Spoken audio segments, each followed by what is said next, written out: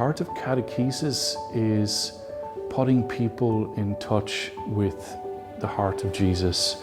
The heart, I think the heart of it would, has to be prayer, and it has to be the scriptures. The heart of catechesis, I think, certainly is kind of a relationship and encounter with God. It's the encounter with Jesus, isn't it? That's it. To be a catechist in the Irish Church today, it is telling other people what we love and who we love. One of the ways that the Directory for Catechesis talks about the catechist is someone who keeps the memory of God alive for our time.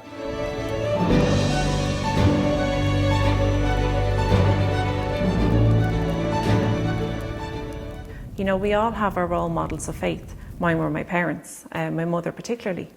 And we need them in parishes, people that will constantly inspire the faith in others. An early church father, Tertullian, said something very instructive for us today, where he said that Christians are made and not born. It's something that happens over a period of time. Christians are formed, and the faith is mediated through human interaction, human relationships. I'm excited about the ministry of catechist. It's about the retrieval of this ancient ministry that was there very prominently, a very important ministry in the early church. And it is about fanning into a flame the gift of faith in the Irish Church right now. So Fan into a Flame was written in response to Pope Francis's motu proprio Antiquum Ministerium in 2021, which was instituting the lay ministry of catechist in the Catholic Church. And it's really guidelines about how we can implement this new lay ministry in the Church in Ireland. The origins of the ministry of catechist are in the final words, the parting words of Jesus before his ascension, where he said, "Go teach all nations and baptize them in the name of the Father, Son and Holy Spirit." So there we have the direct mandate from the risen Lord to consciously make disciples. Pope Francis gives the examples of the married couple, Aquila and Priscilla, in the early Corinth community. They were helpers of St. Paul the Apostle. It also talks about Aquila and Priscilla helping Apollos deepen his knowledge of the faith. And they're given as icons for the catechist.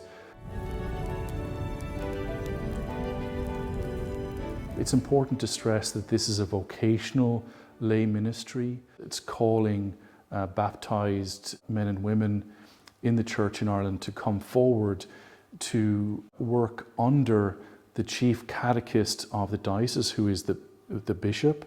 So many people might get involved in parish in kind of a functional way, but what we're talking about here with the instituted ministry of catechist is that some people feel that that's their lifelong call. And that might be a looking back, or it might be a looking forward. Like when I look back, for sure, that's definitely been my call. I'm doing this for 38 years now.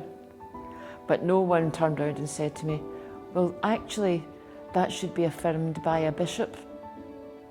But that's what the instituted ministry is about. It's that the call is actually confirmed by a bishop so that you're free for service.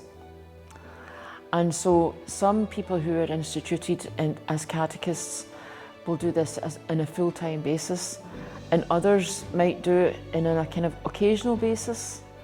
But the essence of it all is about feeling called to do this. Now, when you're called, it doesn't mean you just are allowed to go off and do stuff. The call is confirmed, but also must be strengthened through formation. So formation is another essential element. The bishop determines where the catechist is most needed in the diocese. They're given a public ecclesial mandate, and it's important to see the catechist as co-partners in mission with the clergy. It's distinct from ordained ministry. This is a lay ministry, but I think the model of St. Paul and Aquila and Priscilla is a fruitful model in terms of thinking about co-partners in mission. I think there's a hunger out there. I think people are maybe searching for meaning, for purpose, for God, and I think that's where the role of the catechist, and especially the role of the instituted catechist, will play a pivotal role. Catechesis is about more than just preparing families or children for sacraments. That's part of it. So obviously a catechist would definitely be involved in baptism ministry, for example, first communion ministry, confirmation ministry for sure. But another area is the whole area of RCIA, the Rite of Christian Initiation for adults. Now that's something that is starting to grow in Ireland, because in the past in Ireland, more or less everyone was baptised. But now what's emerging is young adults who actually want to become Catholic Christians. Someone's got to accompany them. So accompaniment is really a key feature of the role of catechist. And it's not, as I said, just about sacramental moments, because we're all on a lifelong journey of faith. So the accompaniment that the catechist might provide is about every age and stage. It's about the ongoing, constant journey of faith that we're all on. And so there's huge creative possibilities there. I work across 5 parishes, and some of the things I love doing is creating those prayer moments for people where they can come and encounter God and encounter Jesus. So there might be the real quiet times in parishes where you'd have, you know, the Blessed Sacrament just for adoration. And then I work with a lot of young families. And you know, these are families that had brought their children for baptism and may not have done anything in the faith since. And seeing them over the year where you're preparing them possibly for confirmation or Holy Communion, seeing them re-engage in their faith and get excited about the faith again. What we're looking for essentially at the end of the day is spirit-filled evangelizers helping others to deepen their baptismal calling and to become missionary disciples. I would encourage anyone who feels that they might have a calling to be a catechist, talk to someone about this. Don't be afraid, don't ignore it, don't run away. And you might have to have a conversation with maybe someone in a diocese and say, I've been doing this for a wee while maybe, but actually I'm beginning to feel that I'm called to this for life. So it's back to accompaniment, to try and find somebody who can accompany you.